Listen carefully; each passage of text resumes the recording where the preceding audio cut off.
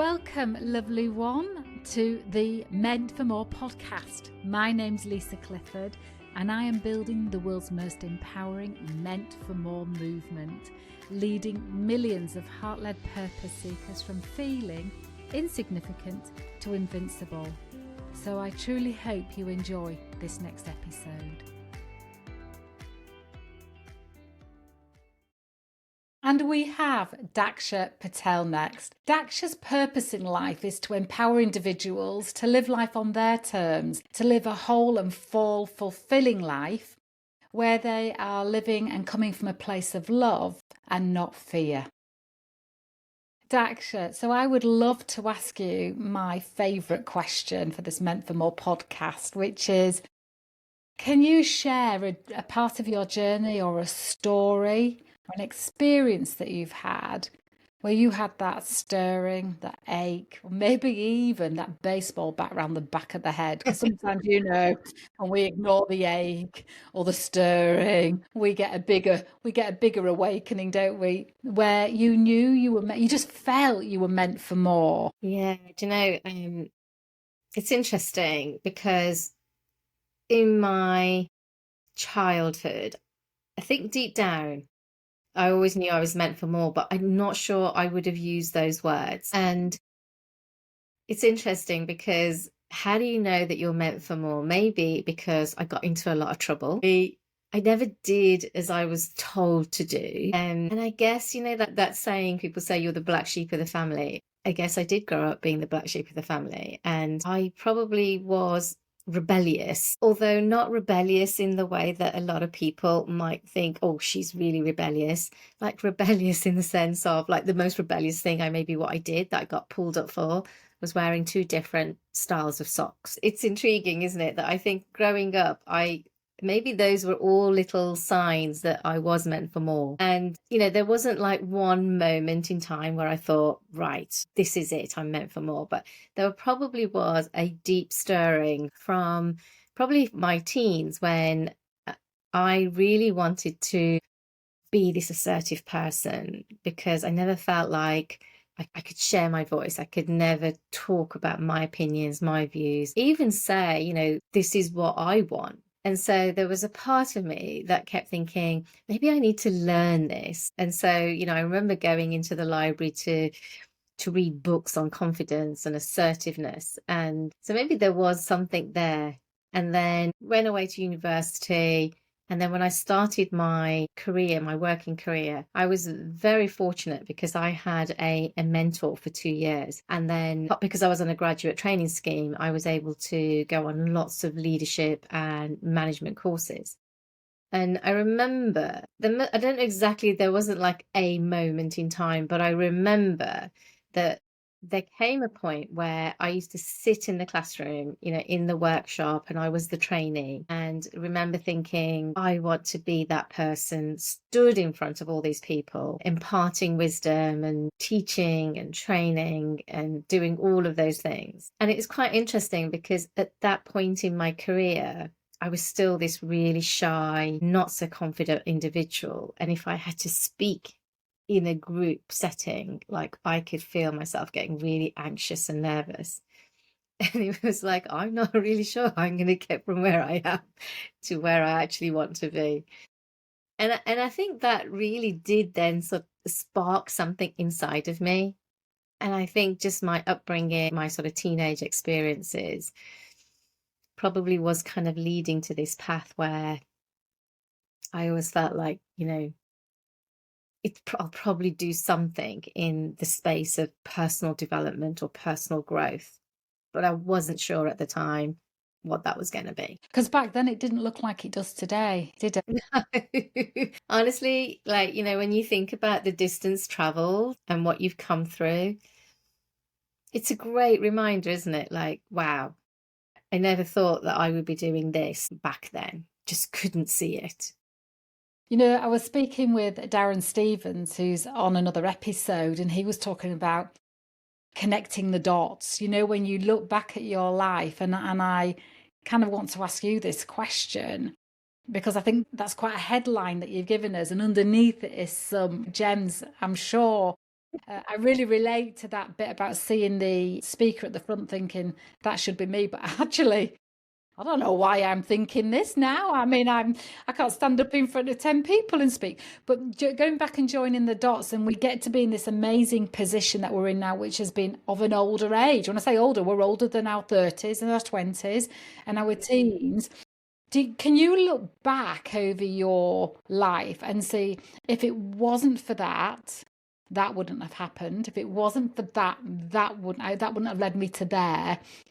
And so, what do you think the first kind of the route that initiated this series of dots was? I think that point was when, when I said to you, I went to the library and I was picking out these books on assertiveness and confidence. And I remember picking up this book by Sigmund Freud. And I had no idea. I remember the author, no idea what the title was. And I remember I must have been in my early teens, because when I opened it, I couldn't even say half the words because they were just so big. And they were totally, it was like, it was a very weighty book at the time.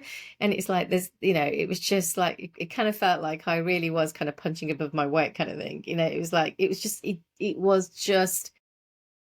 You were drawn to it. I was drawn to it, absolutely. And I think because deep down, I was searching for some answers to questions. And, they weren't going to be questions that I was going to find maybe speaking to, speaking to family. That was just like a no. What I want to know is, can you remember the question you were searching, or the realm of questions? Was it as simple as, how do I become more assertive? No. Yeah, No. were you conscious that you wanted to be assertive even? So can you remember what the question was? That is a really good question, because I don't think there was a question, but it was more of a feeling. It was like I knew I didn't feel like I was living my life. And you're right, at that point in time, I probably didn't have the knowledge. I wouldn't have said things like, oh, I'm not very confident, or I want to feel more self-assured. I don't think that those were the words that were in my language at the time. It was probably more like, why does my life feel so shitty? Because Truth be known, you had that's what it was. you had your culture will have been different from people you're growing up with. Yeah. What were some of the key differences? And then for you to be rebelling, which I always wonder, and I don't have children. No, I don't. So I could be I've got dogs, who were always testing boundaries, but I'm just wondering if you rebelling a bit was you trying on identities and Yes. working out who you are in this structured culture. Yeah, and it was a very structured family unit, because I had three brothers, and so I always felt that weight of unfairness, because the three brothers got to do whatever they wanted, and when I asked if I could do the same thing, the answer was always no. And so that this whole kind of gender inequality was very obvious, and it was like, well, I don't understand why. Well, how come they can go out and play with the friends and I can't? How come it was okay to go out and do things like within the community, but if it was like, oh, I'm going to go to the disco because the school's hosting a disco, that was a kind of a complete no. And I think it was just this, part of it was culture, part of it was religion, part of it was the fact that my parents came from India, and they were scared. They were worried that I was now going to go down this slippery slope of being outcast from the community because I did something that was really wrong, or I got into trouble, or it was like my reputation was going to be smudged in some way or smeared in some way because I was seen with a boy or something. And I don't know if you've ever seen the movie Bend It Like Beckham, and she's laughing with her friend at the bus stop, and then somebody sees them and they've made this judgment call and they think that they're actually in a relationship and that she's gay. It's just like that. It's like they just really, my parents just didn't want me to be in situations where I was tempted or I kind of went off the rails, or I did something that Well, somebody there was saw the me. perception of it by the sounds of things. Yeah, And there was a huge. perception and reputation seems so important in some cultures. Yeah, and it was like perception. It was like also about, their own values, about, what, and their understanding of, what does a successful female Asian woman look like? What does she do? What's her career? And it was always that they wanted to. I get it now, but I didn't get it then. And I understand now that, they did all these things because they wanted to keep you safe, they wanted to protect you. But it became pretty obvious, I think, that I kind of wanted different things in life to what they wanted for me. And that was really where a lot of that tension occurred. And I guess that's probably why I kept thinking to myself, everybody else is kind of living their life to the full. They're not having to ask their parents if they can go out with their friends and socialize. They were all like little things that, in the big scheme of things, I never felt like it was a big ask. And yet it was for them, because they saw me doing something that was not within their control, or stepping into the unknown and not really knowing, what I was up to or what I was doing. And I think I get it now that they were protecting me. But at the time, it was like, no, this is just, my life's a mess. I don't like my life. I felt like a victim of life, wasn't living my life. And that So became were they apparent. the first generation that had moved from India? You can completely understand with our adult eyes how the UK, England, where did you move to? Which part of So the they country? came to the Midlands. The Midlands. Oh, Yeah, that's right. I remember. yeah, And you can completely understand that they're in this other culture and a world of uncertainty, unfamiliarity. yeah, And you can completely understand why they, first timers, if you like, in bringing up a girl in another country would be extra. Oh my goodness. I mean, the boys would have been fine. They would have been extra, extra, more than they would have been if you'd have been brought up in India. exactly. And so, but you must have had some spirit that just kept wanting to flex your wings of being your true self, whatever that was, but trying on all these different, well, by testing those boundaries, being a bit of a rebel. Yeah, and it's like those boundaries were sort of being tested. Like, even when I remember when I was doing my O levels, and I was very good at art, and one year I got Artist of the Year prize. So this was when I'd done my O level, and then I decided that I really wanted to do A level art. In my head, like, my career was, I was going to be this fashion designer, all of these things. So my mum sewed, and she taught me how to sew, and I used Oh, to make a brilliant. lot of my own clothes. And so I thought, well, you know what, I'm good at art and I can make clothes, maybe fashion designer, that's my career. And they just said, no, you're not doing A-level art. We want you to do a science subject, because if you do a science subject like your brothers, then that whole kind of conversation about you can be a doctor or a dentist or whatever, because that's what you do, because those were seen as the successful careers. And I think it just started then, really, and I was like, I didn't do art, and I did do the science subjects, didn't do very well, surprise, surprise. But it started then. It was like I wanted to do one thing, and they were like, nope, you can't do that. And a lot of it was this real tension between complying and deep down feeling like, what's the point here? Because I'm not living my life. I might as well just carry on doing what you're asking me to do. So there was always this deep feeling of not feeling in control and not having a voice. Because even when you express what you wanted to do, it was like, no, you're not doing that. You're doing this. So there was Did always you that tension. go to school with other girls whose families had just come over? You were born here, weren't you? I was born here, and we went to, the schools that we went to, there were lots of other families there. There was this sort of a boundary between, okay, you go to school and you come back.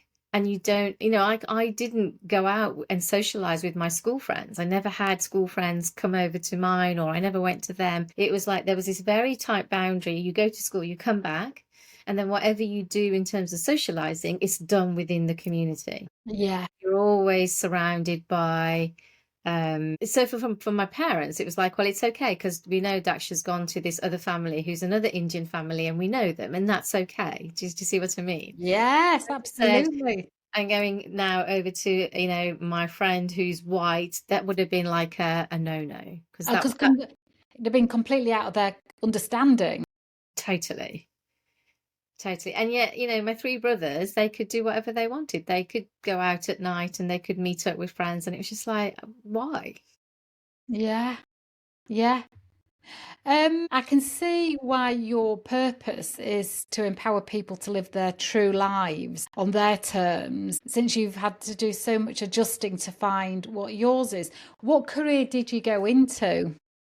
So the interesting thing was when I left university, I'd done a degree in economics, and then I still had no idea what I wanted to do. And it's interesting because I think at the time I was thinking, oh, maybe I could work for the World Health Organization or something like that. And then I did another year, I studied for another year, and I did my diploma in personnel management, it used to be called personnel management I there. And remember. yeah, Yeah.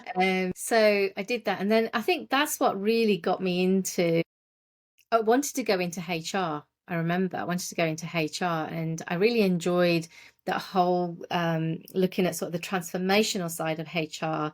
And, there was also then the transactional side of HR. And I was like, that's kind of like really, I was really drawn to it. But then I kind of found myself in this kind of vicious cycle where I'd be applying for jobs in HR, but they'd say you haven't got the experience, couldn't get the experience, and therefore couldn't get the job.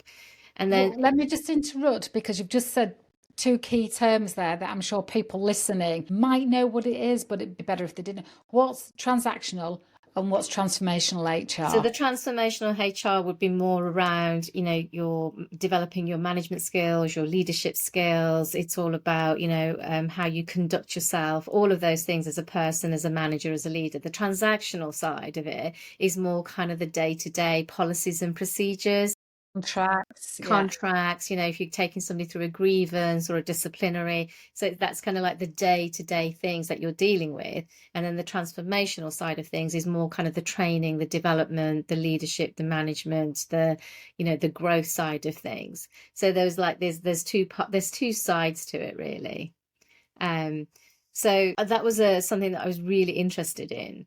And I spent ages trying to get a job, and then I couldn't in HR. And then eventually this opportunity came up to be a graduate trainee with the NHS, and it was in management. And I thought, well, not quite HR, but you know what? It's still sort of something that I could be interested in. And I got myself a place on this 2-year NHS management training program.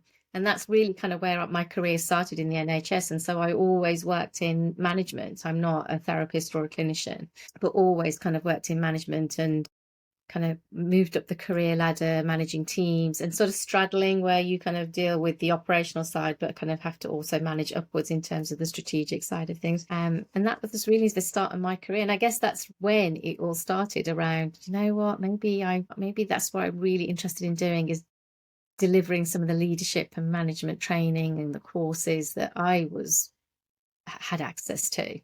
I think you say you didn't have a meant for more moment, but you're not doing HR now, are you? Well, no, I'm not doing HR, You have your funnily own enough. business, which is Mind at Work. So my business is called Your Mind at Work. And when I was still in the NHS, I did qualify as a coach because, again, I had access to coaching myself. And it was I found it such an amazing experience. And I thought, wow, to be able to hold that space for somebody else in a very safe way, and then to ask questions where they're sort of just digging deep and coming up with these answers. So I qualified as a coach, and again, it's like probably one of those little stepping stones to kind of thinking about, oh, well, I think I could really do this. And then the opportunity arose to take up a leadership and management trainer role for a consultancy. And by this time, I'd already been working in the NHS for about 14 years.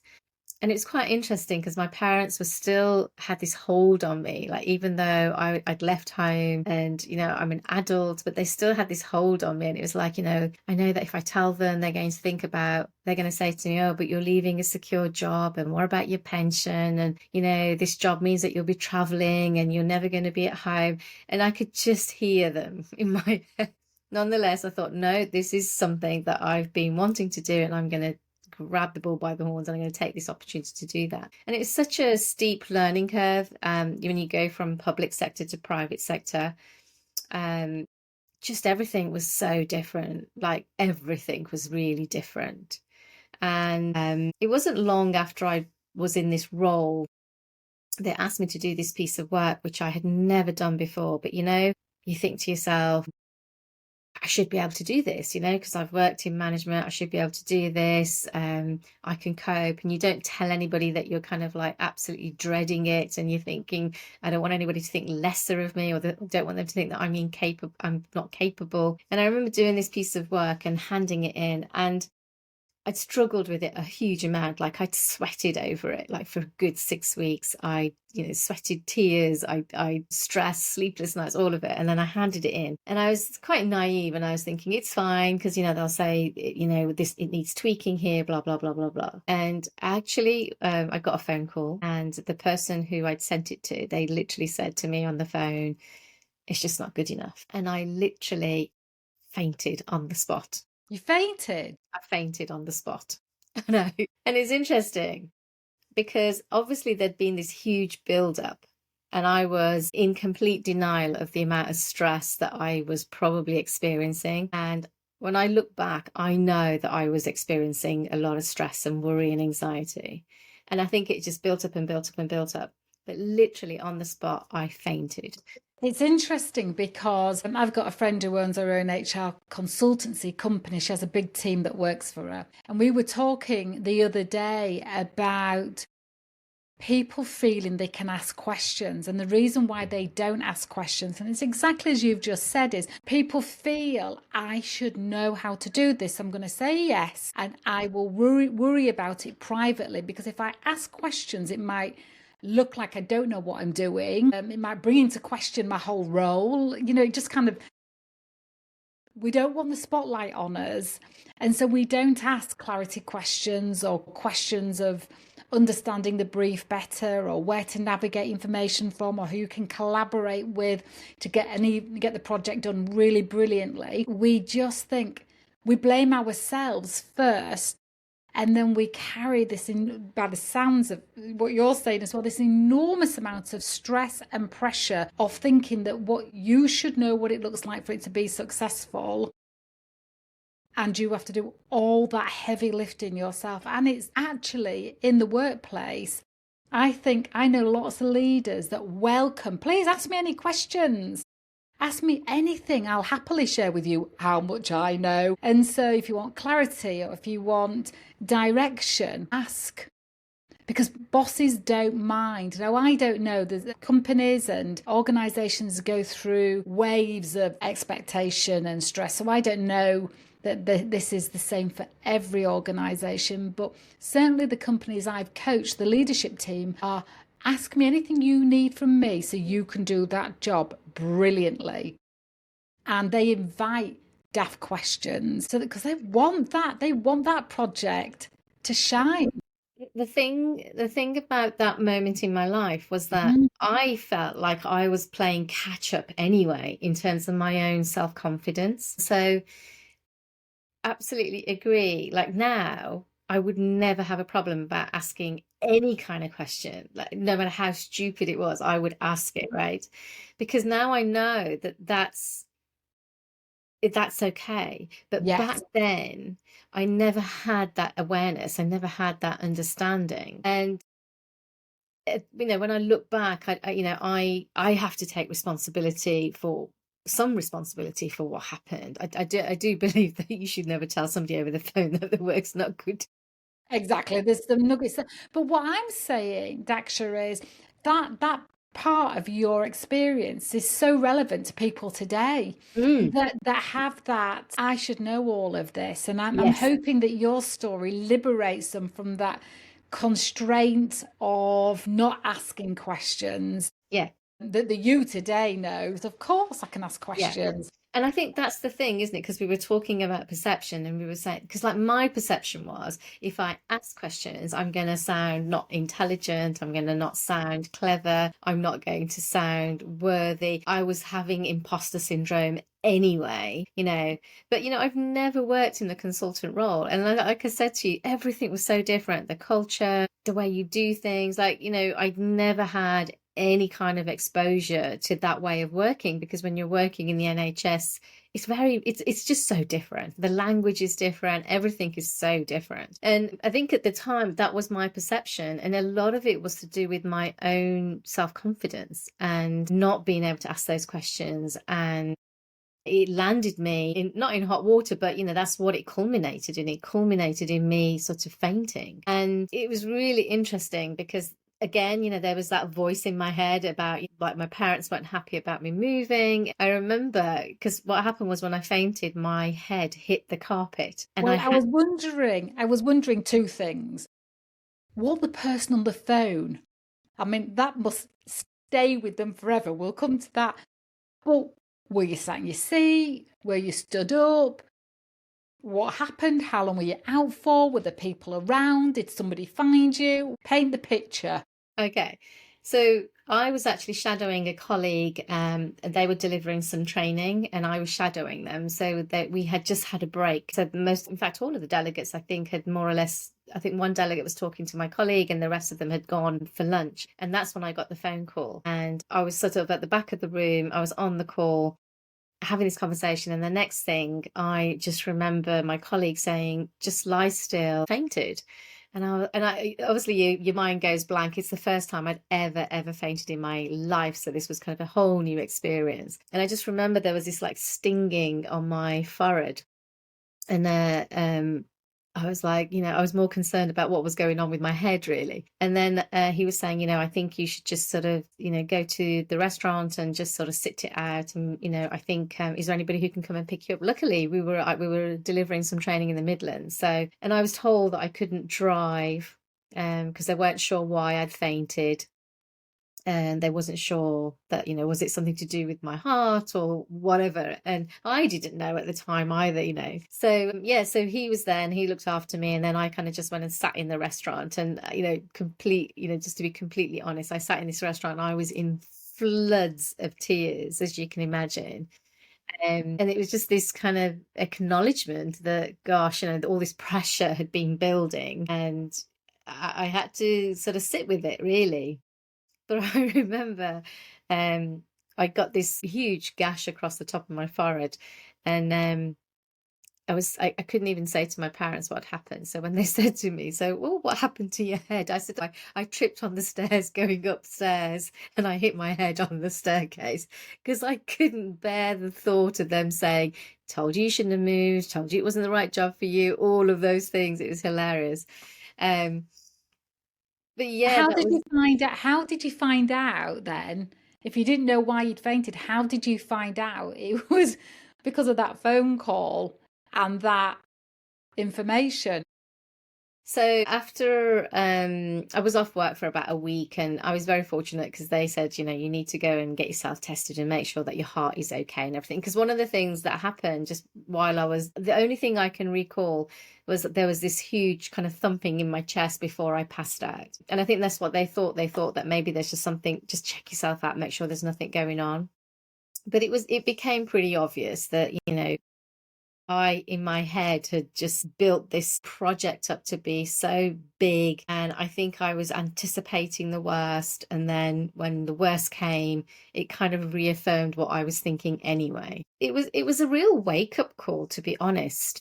And I think, it makes me much more in tune with, when I sometimes coach managers and we talk about workload and we talk about, how we all have this sort of tolerance level. But there comes a point where we go over the edge. There's a tipping point, and that tipping point is going to be different for everybody because, the level of pressure that we can deal with is going to be different for different people. But it's about, knowing, having some self-awareness around what is that, what is this load that I can carry and I'm still okay, but we all have a tipping point.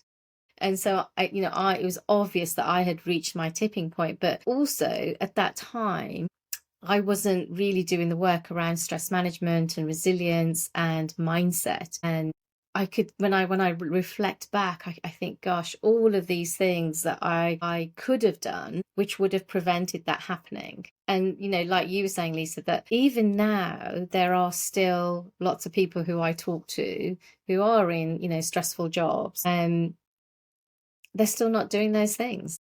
Yeah. Yeah. It's an enormous amount of pressure we put on ourselves of holding up this identity and this image, asking a question how or what or more, can have more information, will in some way affect how people perceive them. Yeah. And with Dr. Darren Stevens in his conversation, it's fresh in my mind, which is why I'm mentioning it with you today. He was saying, your personality can change. You're not stuck with your personality. You're not obliged to have the same personality as you did 5 minutes ago. But I do feel that with our image, with our identity, we're pretty attached to it, to what we've created. And I remember when I first started working in hotels and I was 18 and I'd put on my application form, in 5 years' time, I want to do sales. And so I would constantly be walking around holding an image so it would be easy for people to see me in a sales position. It wasn't who I was then, in that moment, it wasn't who I was, but we call it in NLP that we now know, neuro-linguistic programming. Yeah. We have a term called act as if. Yeah. And so I would always be acting as if it's easy for my bosses to see me in the job that's above the one I'm in. But with that comes an image of looking like you can be trusted, that you know everything. But it's an incredible amount of stress and strain for anybody that's going through that now, of as you're forming your identity, as you're forming your image, your reputation, your credibility, that we become quite attached to giving the impression that we're already the finished article. Yeah. And then it really limits any flexibility around asking certain questions or being curious. It kind of locks us into a pretty stuck behavior state. I'm searching for the right words in this second. Can you see that in people today? And it's all coming from the very best place of, I want my boss, my company, my team to know they can 100% rely on me. Yeah, I'm here, definitely. I've got this. Yeah. And I think that's the thing, isn't it? That, as you were talking, I was thinking to myself, like, for example, I talk about resilience, I talk about stress, I talk about mindset. And so sometimes people assume that because I talk about these things, I'm resilient, like I never get stressed. And it's like, no, that is not the case at all. Like, you're not immune.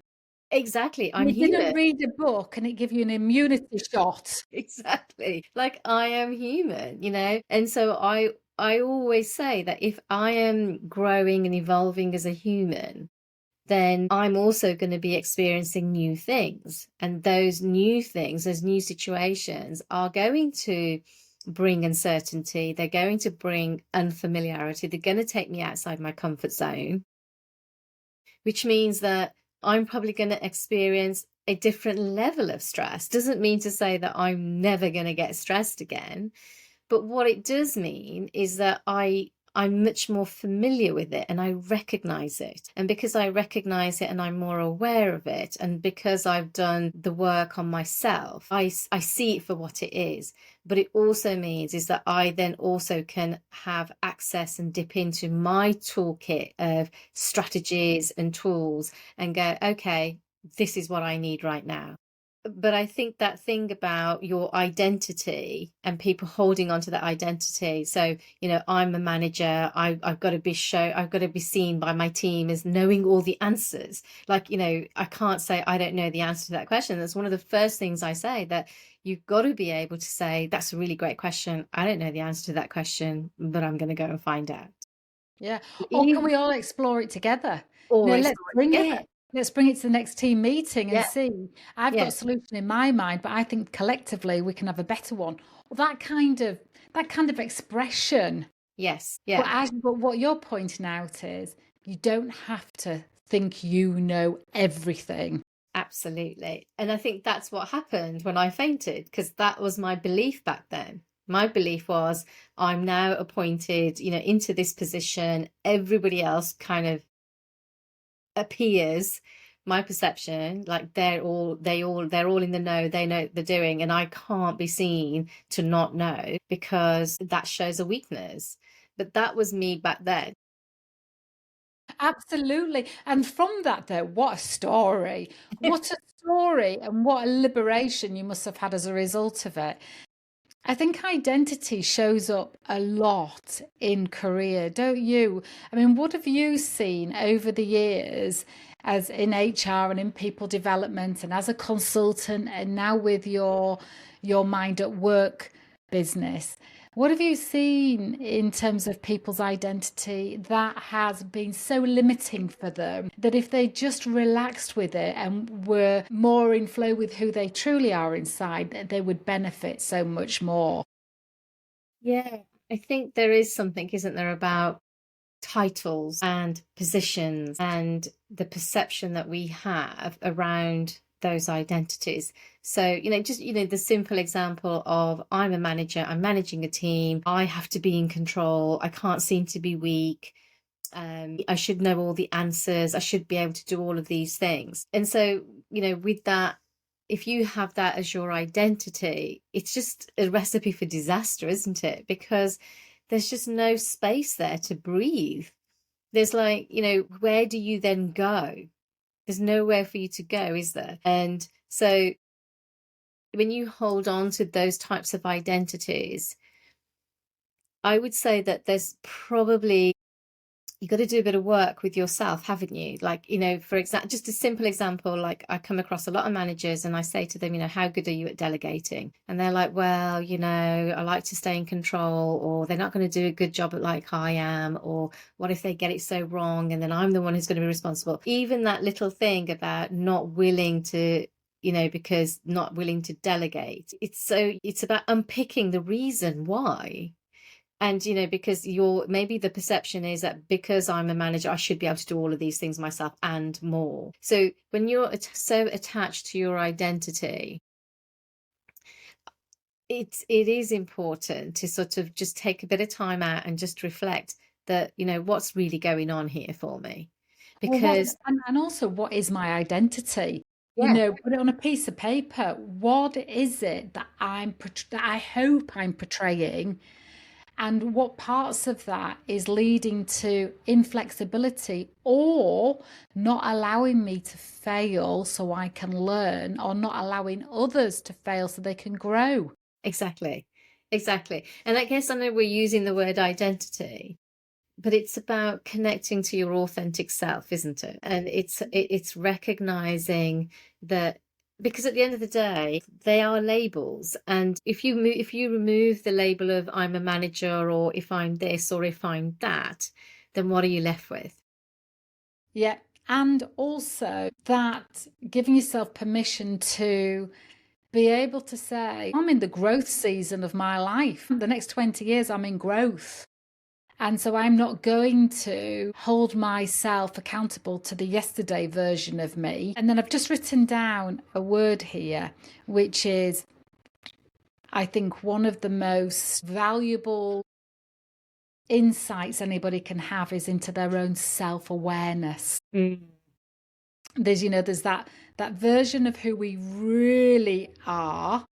And then there's the version of who we want to be, and there's the version of what other people see, isn't there? Or there's at least that triangle. Do you know another model that people identify with about their self-awareness? No, I'm not aware of a model as such, but just as you were talking, and I was thinking, when I was sort of growing up, there was some, like the self-awareness that I had of like around my own identity. It was really shaped by my parents. It was shaped by my culture, by the religion, by their values. Should. It was shaped by a should. Yeah, this is what you should be doing. This is, who you are. And I was told, what kind of person I should be. You were should shaped. Yeah, right. And then it was like, I knew that that wasn't me. And I was then trying to discover who Daksha was.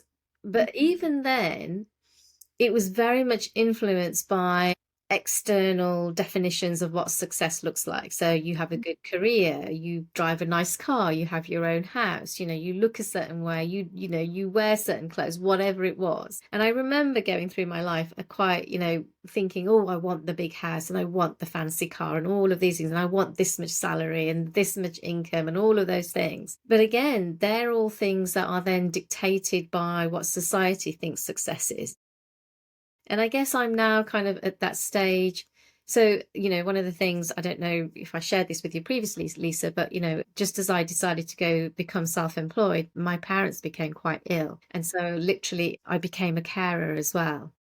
And so for 10 years, I was sort of caring for elderly parents with my brothers. And your whole identity went. My whole identity went. It was like I was a carer. I wasn't a daughter anymore.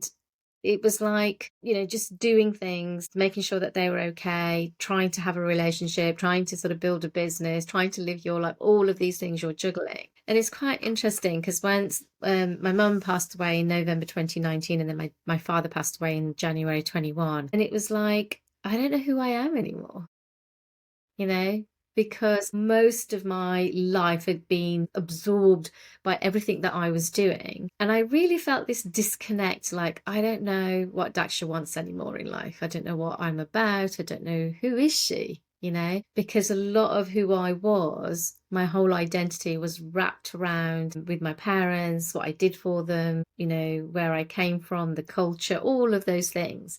And I think it's quite interesting because I'm still on this journey where I am still uncovering who Daksha is. How did it begin? What enabled you to start answering that question? Because I'm a massive believer in our imagination reveals parts. Once we've accepted that part or understood it, then we get the next part and the next part. So when you say I'm still revealing who Daksha is, I'm not surprised, because I feel like it's been revealed to you in stages that you'll accept it rather than resist it. But how did you begin the revelation of this gorgeous creature? So I just want to say, first of all, your self-esteem is in great shape, because not one part of you resisted that compliment. This gorgeous creature, you went, yeah, right. But I've had to work on that. Yeah. I had to work on that many, many years ago. I'd have been going, no, that's not me. Yeah. But no, that's another area that I've done a lot of work on. Yeah. So thank you for acknowledging that. It's obvious. Yeah. So what began the revelation? I think what began the revelation was once both my parents passed away, a lot of my time had been dedicated and absorbed by looking after them. So then it was like, okay, I don't have to go to Birmingham this weekend. I can do whatever I want, What is that? Yeah. And I what want? is that? So I lived in Nottingham for over 20 years, and I often say that although I lived in Nottingham, I never really had a life in Nottingham, because most of, especially the sort of the latter 10 years, it was literally every weekend I was like going back to Birmingham. During the week I was working, and it was time was like so precious. And it was every single minute was kind of used up by something. And then when I no longer had to go home at weekends, it was like, it wasn't like I had like this circle of friends in Nottingham where I could just go, okay, right, I'm coming out with you tonight. There was nothing. It was a blank canvas for you. It was a blank canvas, yeah. And I think it was that was probably having a bit of time and a bit of space to just go, okay, so my time is my own now. What is it that Daksha wants to do? And it wasn't easy. And even now, after sort of 4 years of both not going home at weekends, when the weekend arrives, there's still this feeling of, the weekend's mine. I can do whatever I want. I don't have to be anywhere. I don't have to cook. I don't have to clean. Don't have to do any shopping. Don't have to do this. It was like, even now, there's this, I don't know whether it's just this enormous amount of gratitude for the fact that, my time is now my own. But I think when you have responsibilities, when, you've got to look after other people, or if you've got children, you've got to take them here, you've got to take them there, you don't have that luxury.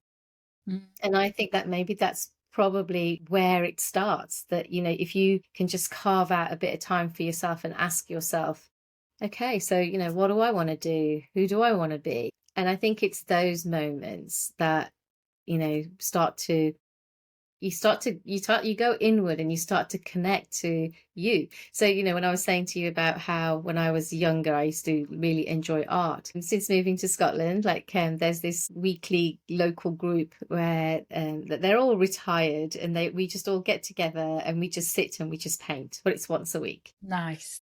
And it's like, okay, so that's Daksha reconnecting back to what kind of makes me feel grounded. I really enjoy it. It mentally, it kind of gives me a bit of space. It's something completely different. You do it on your own. You literally zone out for a couple of hours and then you kind of zone back into the world.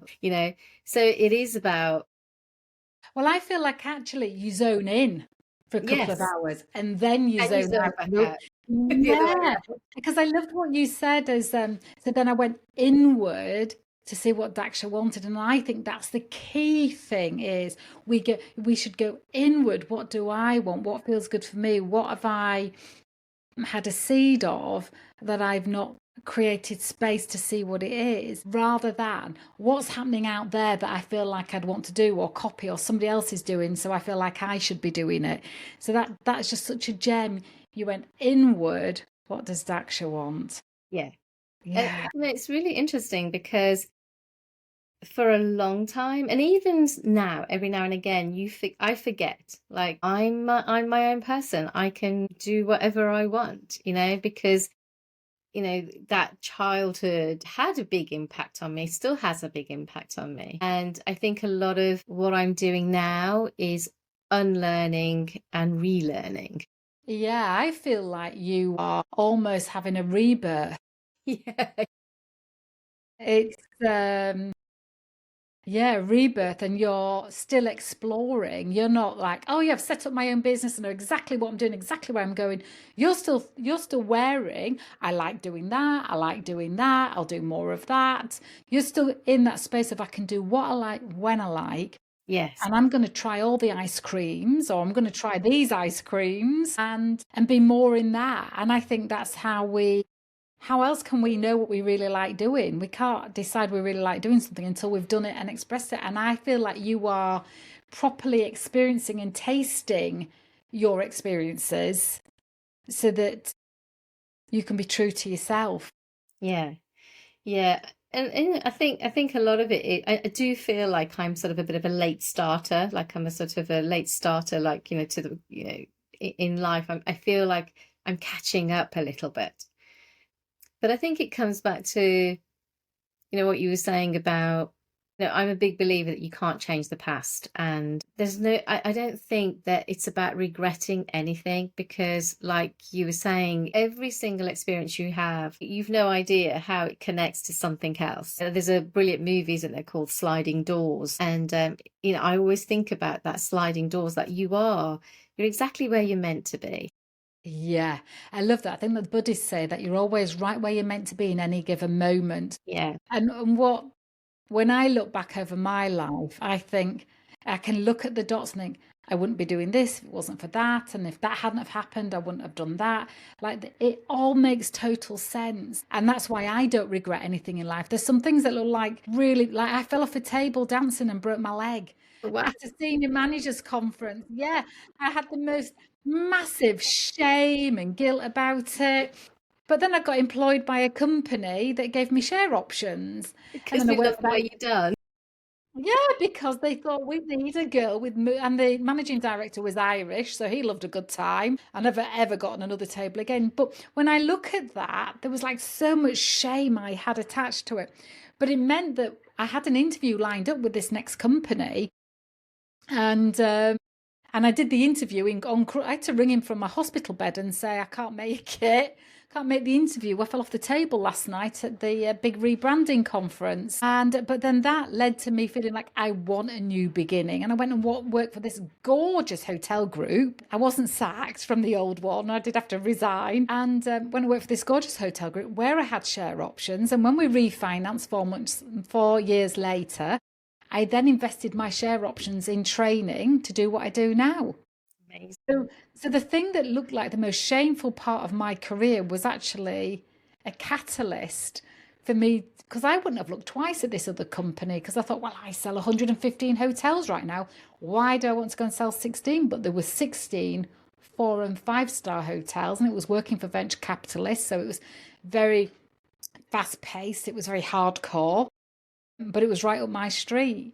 And so when I look back, even the things that I not regret, even if the things that I think that I would look back and regret, I see without that happening, I wouldn't be where I am now. And I think it's a great exercise for people to do, is to join the dots. And so I see with you, whilst you say you feel like you're a slow starter, actually you have gathered so much material, so much evidence.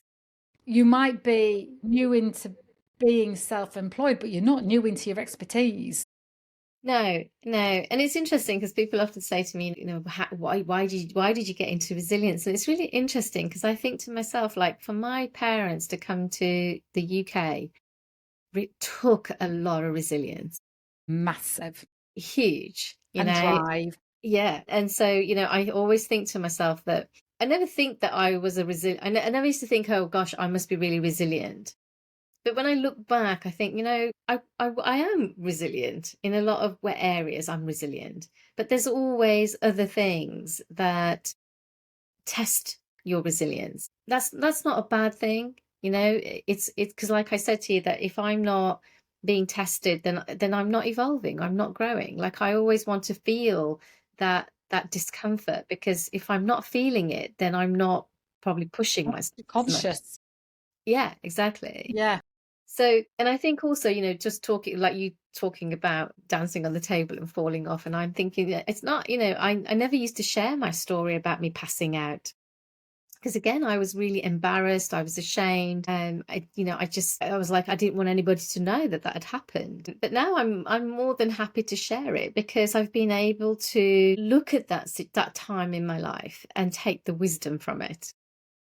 And think, you know what, actually, if that hadn't happened, then the next thing wouldn't have happened, then the next thing wouldn't have happened. And, Absolutely. I just really feel like all of these things, and you might not think it at the time, you might think, oh, how could this have happened to me? This is really bad. And you don't see that seed of opportunity or positivity. But I think it always becomes so much more apparent sort of later on, when you can go back and you can revisit that experience and not have the emotional charge. And that's when you know that you've learned from it, because that's wisdom, isn't it? Yeah, there's a saying, you know that you've healed something when you can look back and say, I'm glad that happened. Yeah, that's a great way of looking at it. Yeah. Daksha, thank you so much for your time, your story, your wisdom, your heart today. I have loved this conversation. I hope that everybody's loved listening to it and watching it. Thank you so much. Well, thank you, Lisa, for the opportunity to talk about it. I love talking to you, and it's been great, because I think when you have these conversations, you forget. And, today, just talking to you was a great reminder of how far I personally have come. Yeah. And I think there's so many stories, isn't there? We haven't got time to share them all, but, I think you forget how far you've come.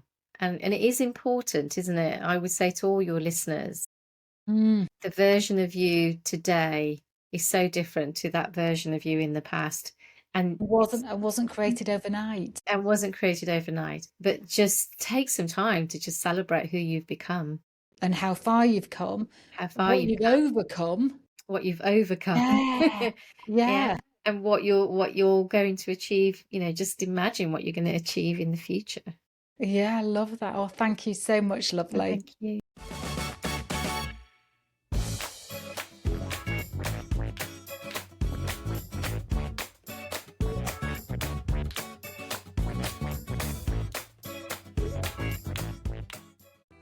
Thank you so much for listening to this episode. If you would like to be involved in the Meant for More movement, then please drop me a line at lisa@lisaclifford.co.uk. Whether that's you're interested in being on the podcast, taking part in any of the trainings, or would just love to know how you can help empower others, then let's have a conversation. Thank you for listening, and we'll connect again very soon.